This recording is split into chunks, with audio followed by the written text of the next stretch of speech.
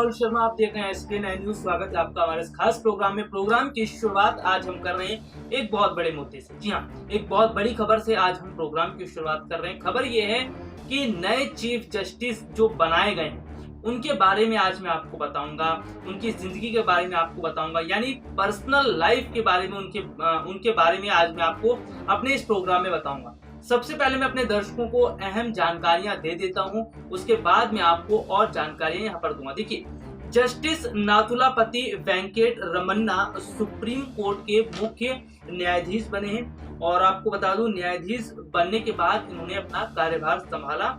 और सबसे बड़ी बात, जो जस्टिस बोबड़े की हम करें, जस्टिस बोबड़े का कार्यकाल खत्म हो चुका है और नया कार्यकाल अब वेंकट रमन्ना ने संभाला है। इसके साथ ही साथ मैं अपने दर्शकों को ये भी बता दूं कि वेंकट रमन्ना जो है वो साल 2024 तक उनका कुछ कार्यकाल रहेगा। इसके अलावा अगर मैं बात करूं उनकी जिंदगी की, निजी जिंदगी के बारे में, तो निजी जिंदगी बहुत ज्यादा दिलचस्प है वेंकट रमन्ना की।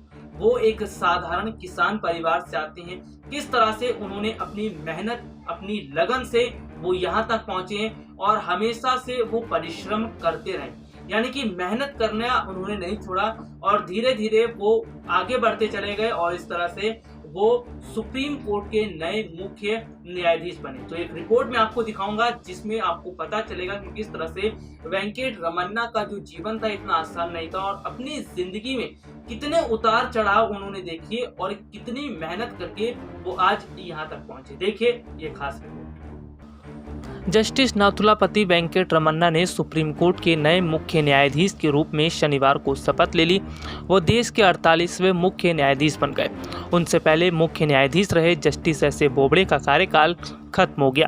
जस्टिस रमन्ना खेती किसानी करने वाले परिवार से हैं और साहित्य में उनकी दिलचस्पी है। जस्टिस रमन्ना 65 साल की उम्र होने तक 26 अगस्त 2022 तक सुप्रीम कोर्ट के मुख्य न्यायाधीश के रूप में काम करेंगे। जस्टिस रमन्ना का जन्म 27 अगस्त 1957 को अविभाजित आंध्र प्रदेश के कृष्णा जिले के पोन्नारवम में एक किसान परिवार में हुआ। 1970 से 80 तक 2 साल तक उन्होंने एनाडू अखबार के लिए राजनीति और कानून मामलों के पत्रकार के तौर पर काम किया।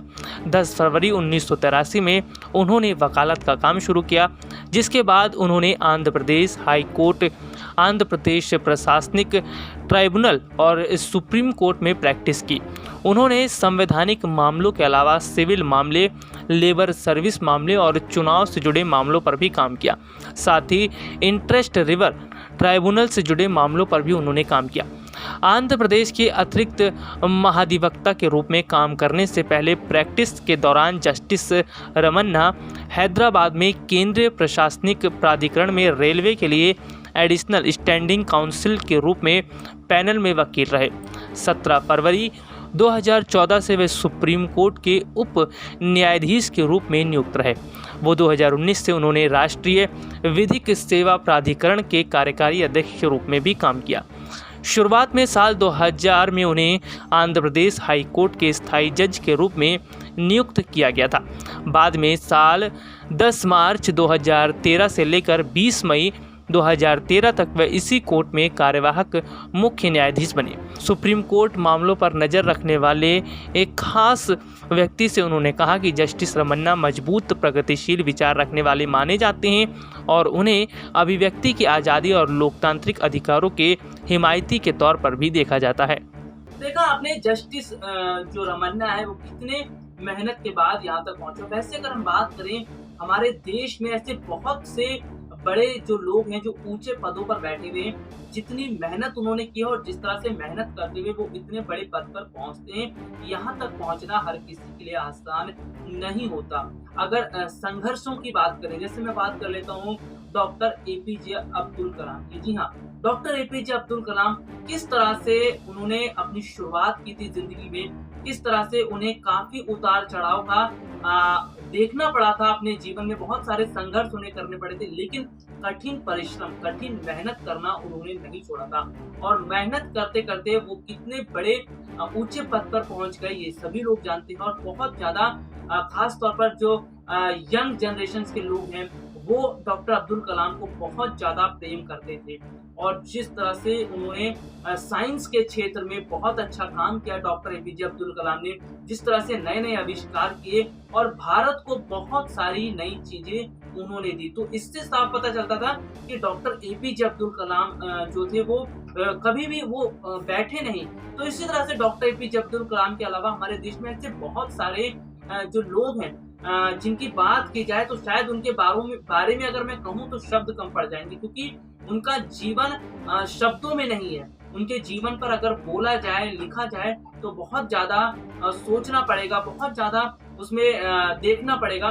तो ये शब्दों की चीजें नहीं है, शब्दों में इसे समाप्त नहीं किया जा सकता। लेकिन ये देखने को मिला किस तरह से हमारे देश में ऐसे बहुत सारे लोग अभी भी मौजूद हैं और पहले भी मौजूद थे, जिन्होंने अपने जीवन में कितना संघर्ष किया और मेहनत और कठिन परिश्रम करके वो बड़े बड़े ऊंचे पदों पर पहुंचे और लोग जो है उनको सलाम करते हैं आज।